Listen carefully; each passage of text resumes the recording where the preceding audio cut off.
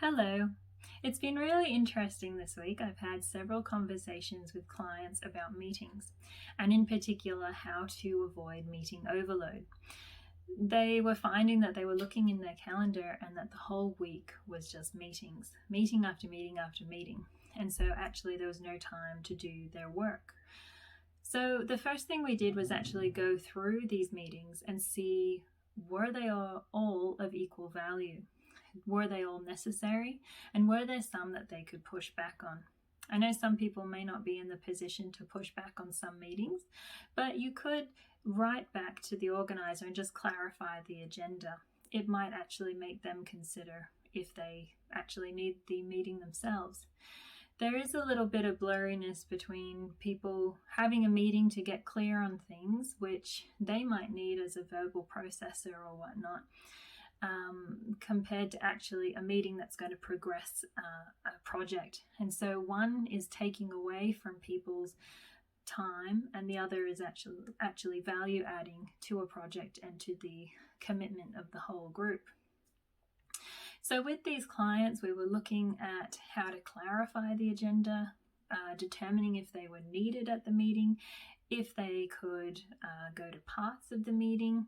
And we also workshopped some language around what they could say back to the meeting organizer to clarify that agenda, to excuse themselves from that meeting, and also just to ensure that their needs and their work was also at the forefront of their week.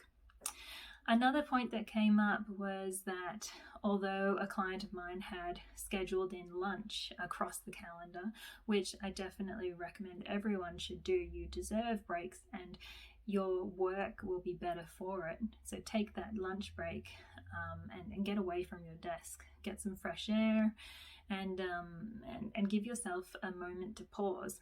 So this client, although they had that booked out, people were like getting in on those boundaries and pushing, and for meetings during lunchtime.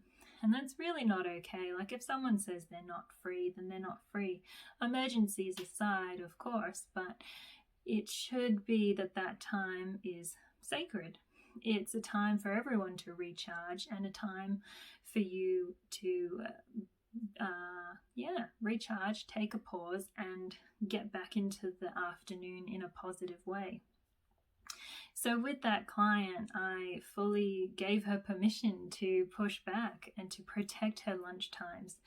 And we worked out a way that she would be able to write back to those meeting organizers who were asking a lot from her over her lunchtime, and phrase it in a way that would help her to, one, put her foot down, and two, find a time that would be better for everyone.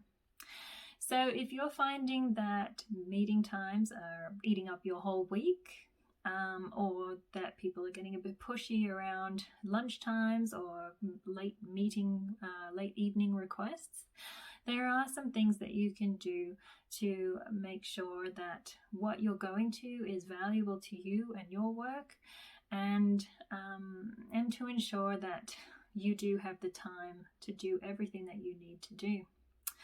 If you'd like some more information, please contact me. I'd be delighted to talk to you. It seems to be the topic of the week at the moment. So please get in touch. Thank you very much.